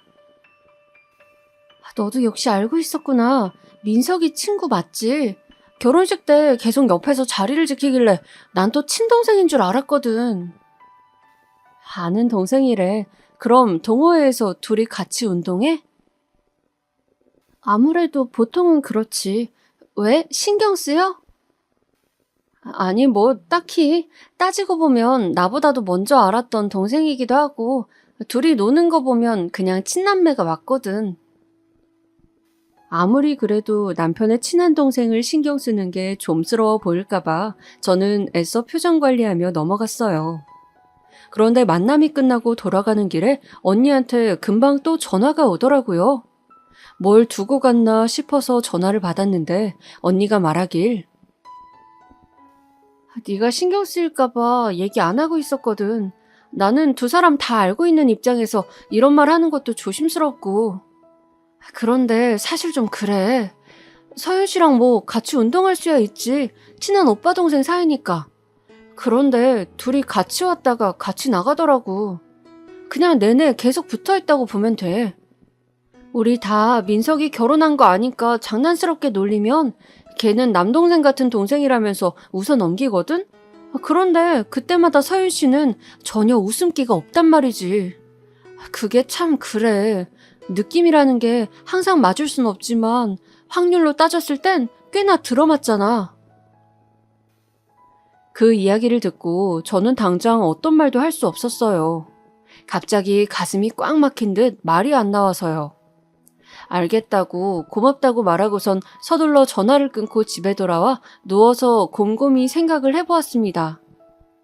그런데 여태껏 제가 그분을 만나면서 어딘가 불편하고 마음이 무거웠던 게 한 번에 설명이 되는 것 같더라고요. 남편과 서윤 씨의 관계에 대한 이야기가 나올 때마다 남편은 항상 농담으로 웃어넘기는데 그런 남편을 보는 서윤 씨의 표정이 어딘가 석연치 않았던 그 미묘한 느낌이요. 서윤 씨는 분명 남편을 이성으로 여기고 접근해온 거라는 결론밖에 나오질 않았습니다. 일반적으로 생각하자, 의심하지 말고 최대한 이성적인 생각을 하자라며 애써 스스로를 다독여봐도 이 의심을 해결하지 않으면 제가 더 이상 그 사람들을 마주할 수 없겠더라고요. 그래서 남편에게 언제 오냐고 바로 전화를 해보았는데 하필 또 동호회 모임이 끝나고 밥을 먹으러 갔다고 하더군요. 누구랑 먹냐고 물었더니 그 사람이 지금 바로 앞에 있는 건지 대답을 안 하더라고요. 다시 한번 누구랑 있냐고 물었습니다. 그랬더니 시어머니랑 서윤 씨랑 먹고 있다고 하더라고요. 정말이지 기가 차서 여자와 단둘이 있는 자리여도 어이없었겠지만 그 자리에 시어머님이 있다는 말에 귀를 의심할 수밖에 없었습니다. 모르는 사람과 식사를 할 정도로 열려있는 분은 아니라고 생각했거든요. 심지어 두 사람의 첫 만남이 그리 유쾌하지 않았던 걸 알고 있기도 했고요. 그래서 저도 모르게 그 음식점으로 갈 테니 주소를 부르라고 했어요. 남편은 오지 않아도 된다고 이제 일어날 거라고 한사코 거절했지만 저는 더 이상 참을 수 없어서 집 가지 말고 기다려라 하고선 바로 찾아갔죠. 우연인지 뭔지 세 사람은 저희 집과 상견례했던 그 한정식 집에 모여 있었고 남편 말대로 식사를 거의 마치고 일어나려던 참이었어요. 제가 등장하자 적잖이 당황하여 각자 인사를 건네더라고요. 어쩌다 이 세 사람이 함께 식사를 하게 되었는지 물어보니 그냥 같이 운동 끝나고 밥이나 먹으려는데 엄마가 주변에 있다기에 부른 거야. 다 먹고 금방 가려고 했어, 여보. 그래, 뭐 그럴 순 있지. 그런데 나한테 이 약속에 대해 이런 방구도 안 하는 건 너무한 거지. 난 항상 당신 일을 왜 몰라야 해? 속에서 북받치는 감정을 쏟아내려는데 시어머님이 헛기침을 하며 먼저 자리에서 서둘러 일어났어요. 넌 이게 뭐라고 일 시끄럽게 만들어? 잘 먹었으면 그만 가자. 어머님, 예전에 상견례 때 이 음식점 형편없다고 하셔놓고 오늘은 잘 드셨나 보네요. 어느샌가 저도 모르게 이성을 잃고서 따지려 들었어요. 그러자 서윤 씨가 와서 어머님 팔을 잡고 말리면서 그냥 나가자고 하더라고요. 그 순간 저를 투명인간 취급하는데 하마터면 서로 모르는 사람인 줄 알았어요. 이전까지는 정말 1%의 의심이었는데 두 눈으로 실제로 보고 확인하니 99%가 되는 느낌이었죠. 저는 그때 남편이나 그 여자보다 오히려 어머님과 이야기를 하고 싶었어요. 이 상황을 객관적으로 바라보고 무슨 생각을 하고 어떻게 판단하고 계셨는지 참 궁금했거든요. 그래서 남편에게는 알아서 집 가라고 하고 어머니께 잠시 이야기하자며 카페로 모시고 갔습니다. 어머님은 꽤나 껄끄러워서 어서 이 자리를 피하고 싶은 듯 보였지만 저도 그날은 쉽게 놓아드릴 생각은 없었죠. 차 한 잔씩을 두고 어머님한테 솔직하게 어디까지 알고 계시냐 물었어요. 처음엔 무슨 소리냐며 왜 자꾸 본인을 피곤하게 구냐고 하시던 어머님은 제가 오랫동안 아무 말도 하지 않자 한숨을 푹 쉬시더니 말씀을 하시기 시작했죠. 와이프인 네가 더 잘 알겠지. 민석이는 아직 별 생각 없어. 그런데 아직 모르는 거지. 싫은 게 아니다. 서윤이 쟤도 그냥 저러는 거 아니야. 너랑은 달라. 똑똑한 애라고. 초등학교 교사에 집안도 엄청 괜찮더라. 그런데 그런 애가 뭐가 아쉬워서 저렇게 유부남 쫓아다니겠니? 욕 안 먹게끔 뺏어올 자신이 있는 거야. 하긴 나 같아도 말 없는 곰보다는 싹싹한 토끼가 낫지. 이 모든 게 본인 아들 때문에 일어난 건데도 불구하고 모든 걸 다 알고 재밌다는 듯 이야기하는 시어머님을 보며 너무나 화가 났습니다. 그런데 그 생각보다도 제 자신이 참 한심하게 느껴지더라고요. 돌아보면 남편과 함께하는 동안 의심, 걱정, 찜찜함 등의 불편한 감정과 생각들이 많았는데 매번 스스로 성격 탓을 하며 꾹 참거나 한 번도 내색하지 않은 게 너무 바보 같아 보여서요. 그 상황에서 무슨 말을 해도 우스워 보일 것 같아서 입을 닫았습니다.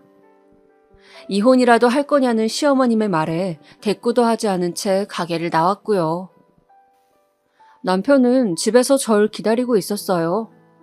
앞으로의 일들을 직감이라도 한 듯 아무 말 없이 한참을 컵만 만지작거리면서요. 저는 이때도 사실 먼저 싹싹 빌며 사과할 줄 알았습니다. 그런 게 아니라고, 친한 동생이라 그냥 운동만 같이 다닌 거라고. 아직까지 남편의 감정은 그 정도가 아니라고 생각했으니까요. 그런데 전혀 생각지 못한 이야기를 하는 겁니다. 사실 내가 옛날부터 많이 좋아했었어, 서윤이. 원래는 평범한 친구 사이였는데 한번 고백했다가 사이가 멀어졌었고 그게 전부였어. 그런데 말없이 내 결혼식 날 왔더라고. 그때 화해 아닌 화해를 하고 다시 가까워진 거야. 이런 말 하면 안 되는 거 아는데 난 그 애가 다시 나한테 온 게 그냥 운명 같았어. 물론 자기를 사랑하긴 하지. 그런데 결혼 생활이라는 게 내가 기대했던 것보단 즐겁지 않더라고. 그래서 내가 어떻게든 활기를 찾으려고 자꾸 딴 생각을 했나 봐. 옛사람을 만나다 보면 추억도 떠오르고 그러니까 어쩔 수가 없었어. 미안해. 귀로 듣는 이야기들이 믿을 수 없으면서도 정말로 남편의 말 같긴 해서 그제서야 실감이 나더라고요. 남편과 그 여자는 제가 생각한 것보다 더 오래, 더 자주 만나는 사이였어요. 그런데 어떻게 저희 집에 놀러오고 나중에는 제 아이를 가르치고 싶다 말하고 언니라 부를 수 있었을까요? 저는 그저 제 모습 그대로 열심히 주어진 자리에 최선을 다하며 살아왔는데 딴 생각을 하고 다른 사람을 속인 사람들이 오히려 모든 게 제 탓이라고 말해요. 그게 너무 답답하더라고요. 하나같이 왜 그런지 모르겠어요. 그렇게 모든 게 안정적으로 변해가고 있다고 여긴 것이 착각이었단 걸 안 순간 이 결혼은 끝났다는 것도 깨달았습니다. 이 작은 균열조차 저만 몰랐었으니까요. 그 뒤로 전 바로 짐을 챙겨서 집을 나와서 친정으로 갔고요. 그렇게 한 달 동안 서로 아무 연락도 하지 않았어요. 친정집에서 방 안에만 박혀 일만 하고 아예 외부와의 연락을 끊어버렸죠. 하지만 집 나온 딸을 보며 부모님의 한숨소리가 커지는 게 걱정이 돼서 이젠 결정을 내려야 하는 상황이었어요. 한 달의 시간이 있었지만 뚜렷한 그림이 있는 건 아니었거든요. 더 이상 남편과는 살 수 없겠다 정도의 결론은 있었지만 그게 어떤 행동으로 이어져야 할지 감이 안 오더라고요. 그래서 답을 확실히 내리기 위해 먼저 그 여자에게 연락했어요. 남편과의 사이를 알게 된 이후 처음 만나는 거였습니다. 꽤나 보았던 사이였음에도 자리에 서로 마주 앉으니 정말 낯설더라고요. 하지만 여전히 낭랑하고 발랄한 모습은 그대로였습니다. 매번 언니라 부르며 친근하게 대해줬었는데 이런 사이가 될 줄은 몰랐네요. 물론 저만 그렇게 생각한 거겠지만요. 한 달이나 지나고 나서야 연락 주신 거 보니 역시 언니답다고 생각했어요. 차분하고 또 신중하고. 그래서 갑작스런 연락에 놀라긴 했지만 그래도 이성적인 대화는 할 수 있겠다 싶어서 오늘 나온 거예요. 먼저 제 뜻만 간략히 전달하자면 저는 딱히 계획 없어요. 계속 오빠와 만날 거다, 결혼을 하겠다, 이런 약속들이요. 그냥 지금 당장의 감정에만 신경 쓰면서 살고 싶거든요. 그게 남들이 보기에 불륜이라고 하면 그런 거겠죠? 그래도 인간성을 잃지 않은 사람이라면 최소한 사과의 말이라도 할 줄 알았는데 이번에도 제 예측은 빗나가더라고요. 당당한 그 태도에 말을 잃고서 가만히 지켜만 봤어요. 그런데 그 말을 하면서 신경 쓰이게끔 자꾸 손가락 살을 꼬집는 거예요. 갑자기 예전에 우리 집에 놀러 왔을 때 이런저런 이야기를 하다가 했던 말이 떠오르더라고요. 본인은 당황하거나 불안하면 손가락을 꼬집는 버릇이 있다고요. 아닌 척해도 이 사람 또한 나만큼 긴장하고 있다는 걸 알았죠. 당당한 척을 하면 잘못이 없어질까봐 그런 걸까요? 왜 미안하다고 하면 진짜로 죄가 된다는 말도 있잖아요. 이런저런 생각이 많았지만 딱 한마디만 했습니다. 그쪽 가족들과 다니던 회사에 이 소식을 알리겠다고요. 그랬더니 미쳤냐면서 말하면 명예훼손으로 고소하겠다고 큰소리 치더라고요. 그래서 만약 벌금을 낸다면 낼 땐 내더라도 어떻게든 꼭 당신이 한 일을 만천하에 알리겠다 말하고 나왔습니다. 사실은 정말로 말할 생각은 없었지만요. 실제로 행동으로 옮기긴 귀찮기도 하고 진짜 고소될 만한 일이니까요. 그렇지만 제 거짓말로 인해서 한동안은 불안에 떨며 지내야겠죠? 언제 자신의 잘못을 들킬지 모른다는 초조함이 그녀를 괴롭히길 바랐습니다.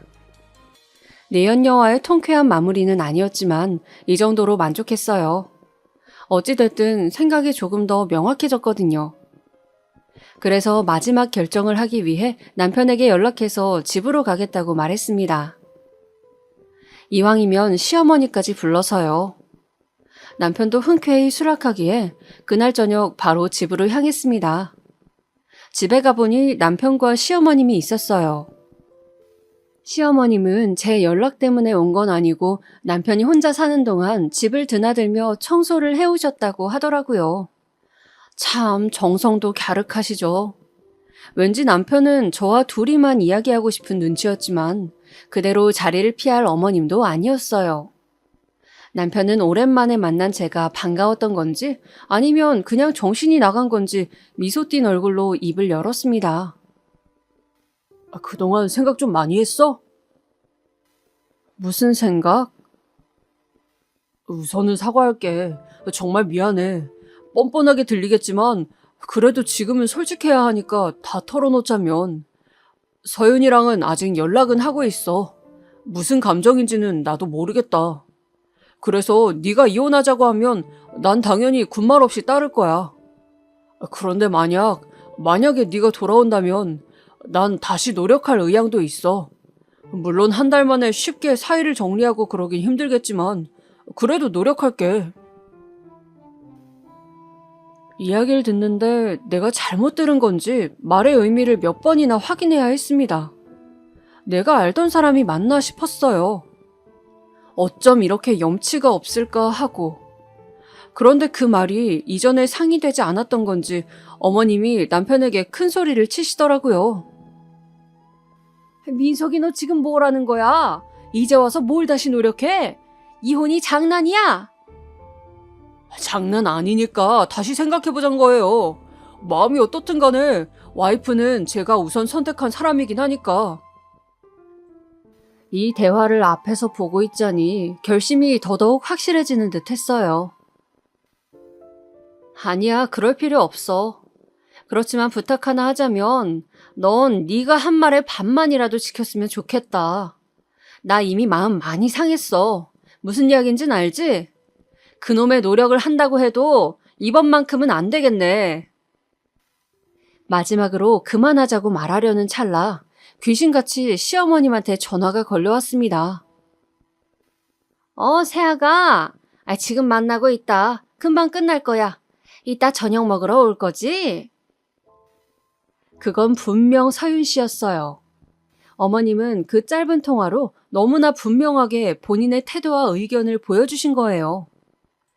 이렇게 제가 앞에 뻔히 있는데 다른 여자에게 세아가라며 한껏 친절한 목소리를 내는 모습을 보니 또 한 번 속은 느낌이더라고요. 이렇게 잘 지내면서 무슨 노력을 한단 건지 어머님도 남편의 그 말이 우스웠는지 저에게 직접 확인시켜준 거겠죠.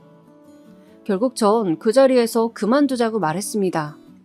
대신 그쪽 과실로 헤어지는 거니 이 집에 있는 혼수들과 예단 돌려주고 위자료로 정신적 피해 보상을 달라고 했어요. 원만하게 합의 안 해주면 내가 할 수 있는 최대한 힘을 끌어모아서 뜯어낼 거라고 말이죠. 이제 알겠네. 너 처음부터 그게 목적이었지? 이래서 사람 하나 잘못 들이면 집안이 풍비박산 난다는 거라고. 형편없는 집안인 거 다 알고서도 받아줬더니 말이야. 뻔하네. 돈 빼내갈 생각에 그동안 신났었겠지. 재수없는 년. 짧은 시간 안에 수많은 폭언이 이어졌고 저와 다시 한번 잘 살아보고 싶다던 남편은 꿔다 놓은 보릿자루 마냥 듣고만 있었습니다. 그러니 저도 듣고만 있을 순 없죠. 어머님, 저 아직 이혼 안 했으니까 말은 가려서 해주시고요. 지금 제가 잘못해서 이사단이 나는 건가요? 부잣집 며느리 새로 얻는다고 아무리 신이 났어도 사리분별은 하셔야죠. 까먹으셨을까봐 다시 한번 이야기하는데 제가 아니라 이 사람 때문에 이혼하는 거예요. 그렇게 간신히 한마디 한마디를 내뱉고선 그곳을 뛰쳐나왔습니다. 집으로 돌아가는 길에 다리가 풀리는 탓에 멈춰서서 얼마나 울었는지 몰라요. 내가 왜 이런 모욕감을 받아야 하는지, 내가 대체 무슨 잘못을 한 건지 도통 알 수 없어서요. 맞아요. 이건 아주 간단한 문제예요. 처음부터 남편은 저를 온전히 사랑하는 게 아니었고 시어머니는 제가 본인 성에 안 찼던 거죠. 이 두 가지는 확실했기에 제 선택에 있어서 후회는 없지만 상처받은 마음은 이미 너덜너덜해졌으니 미칠 것만 같았어요. 그 당시 제가 할 수 있는 건 어떻게든 그 짐승 같은 사람들에게 오늘 내가 받은 수모를 되돌려줄 날만 다짐하는 것밖엔 없었네요. 그렇게 이혼을 하고 1년이 흘렀습니다.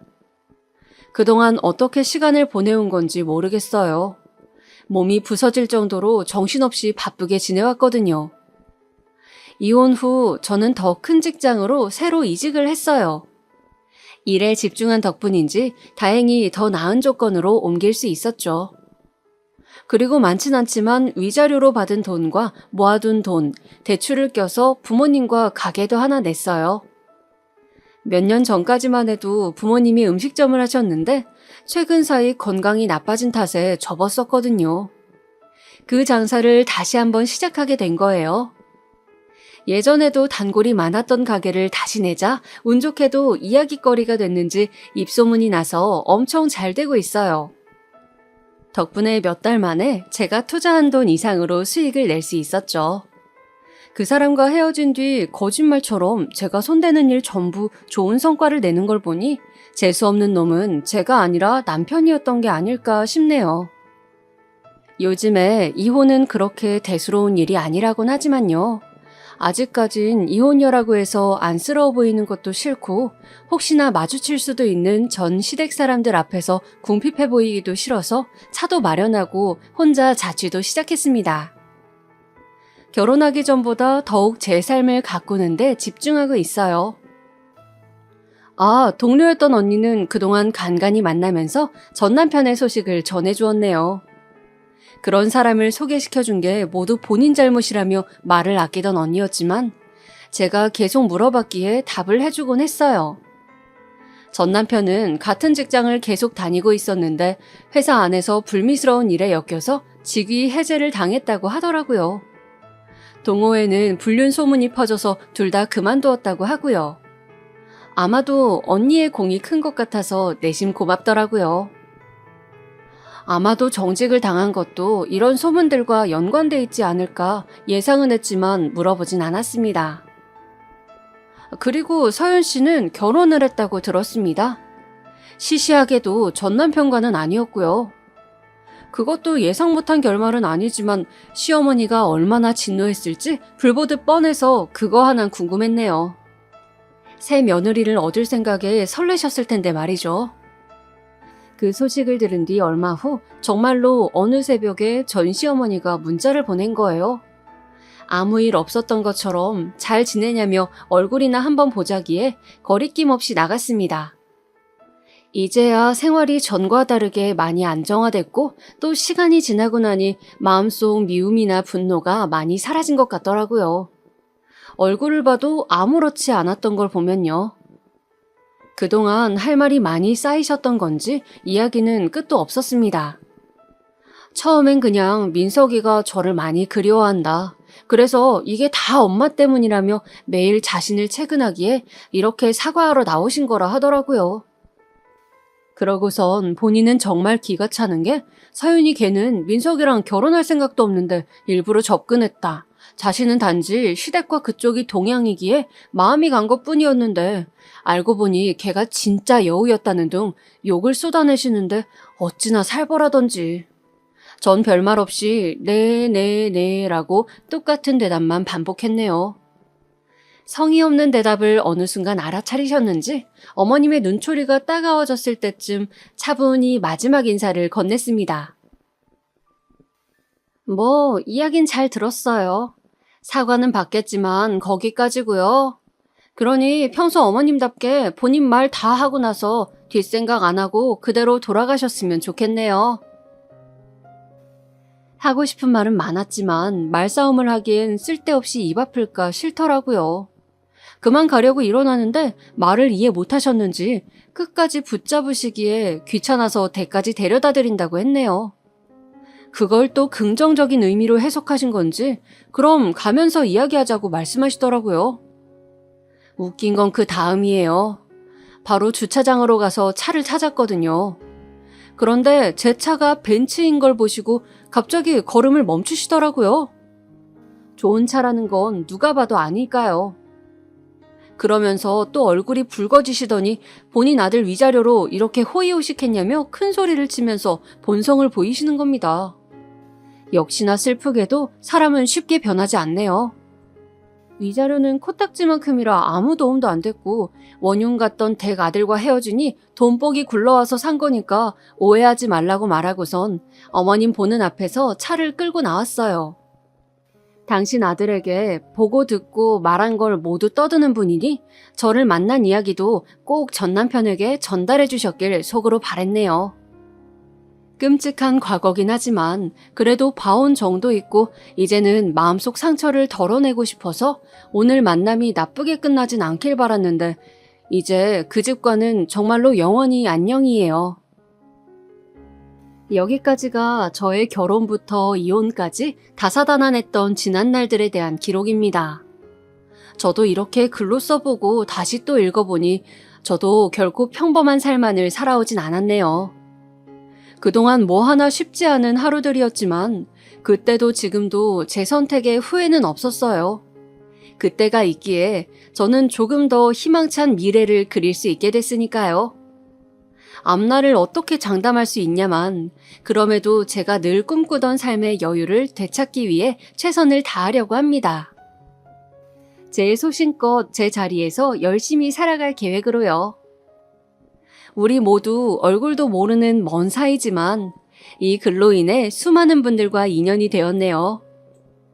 시간 내서 제 이야기를 들어주신 점 감사해요. 여러분의 오늘이 뜻깊은 하루였길 바랍니다.